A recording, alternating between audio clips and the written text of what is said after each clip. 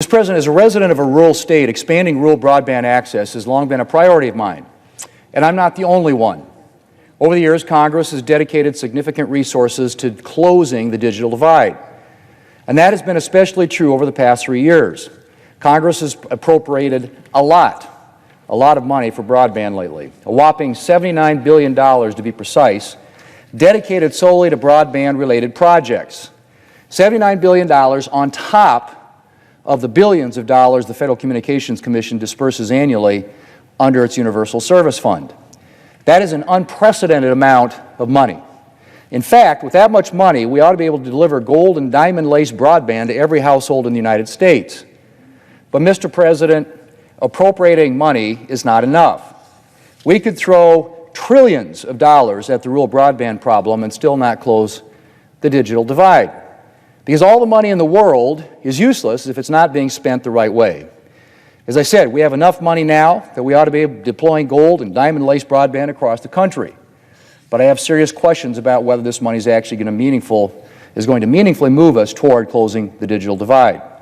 The money that we currently have, as much as it is spread out over 15 separate agencies and 133 programs. 133 programs.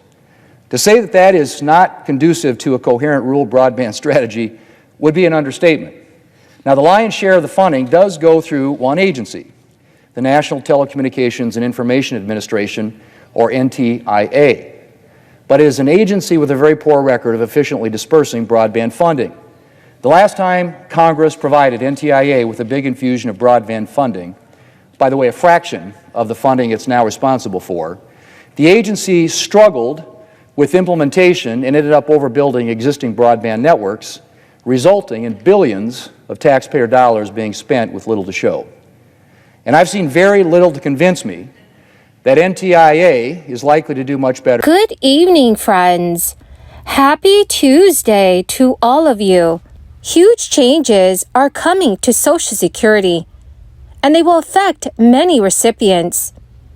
President Biden has proposed a new 4-point plan that is designed to raise additional revenue for America's top retirement program. This will also help increase monthly benefits for seniors.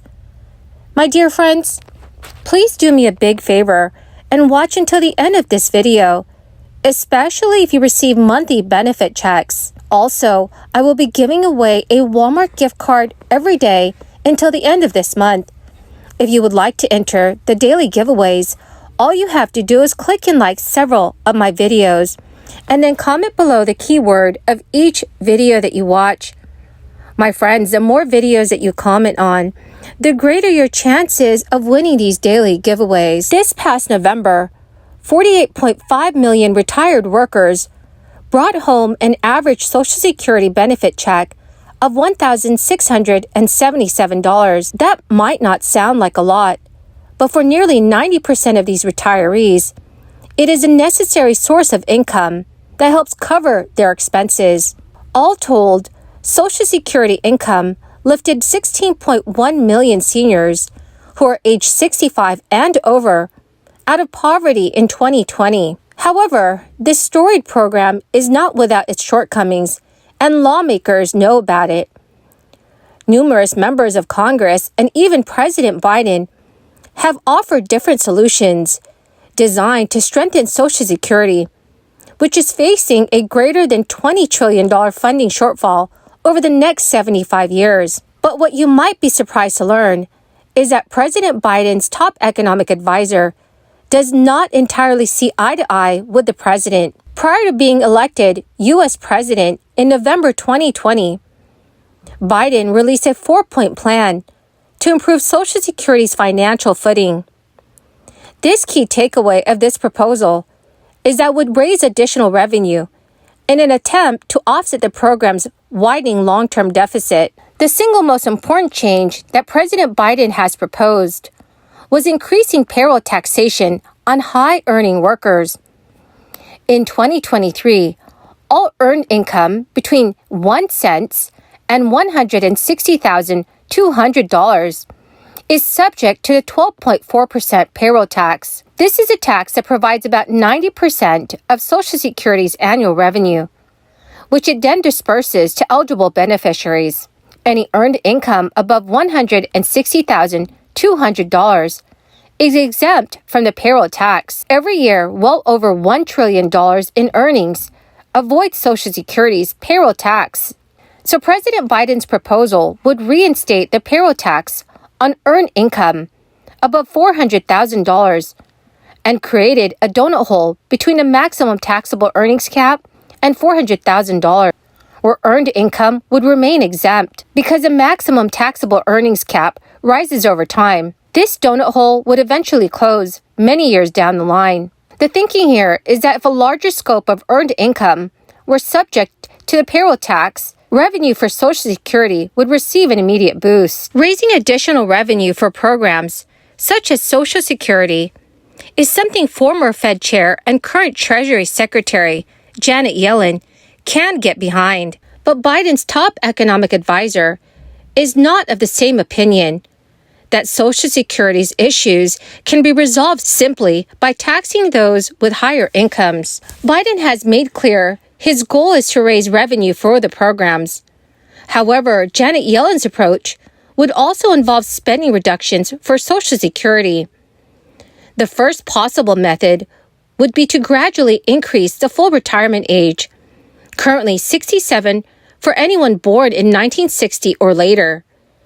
The FRA is the age where retirees become eligible to receive 100% of their monthly benefit. So if the FRA was increased over time, it would require future beneficiaries to make a choice to either take their payout early and accept a permanent reduction, or to wait longer to receive their full benefit.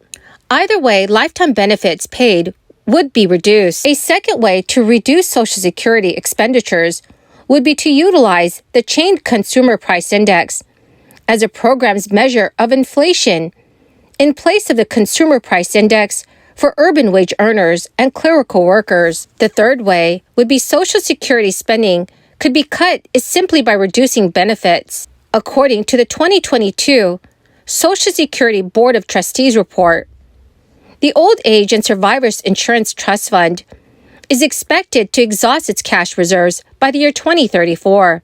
If this were to happen, sweeping benefit cuts of up to 23% may be necessary to sustain benefit checks to retired workers through the year 2096 without any further reductions. Unfortunately, raising the payroll tax alone would not be sufficient to cover the $20.4 trillion cash shortfall that Social Security is facing through 2096. So, dear friends, what are your thoughts on this?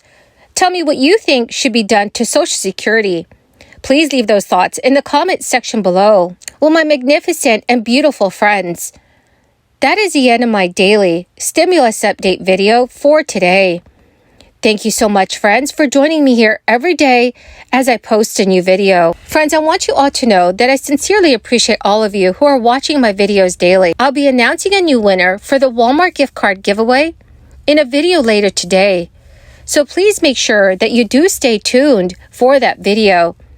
Thank you, my friends, and have a wonderful and blessed Tuesday.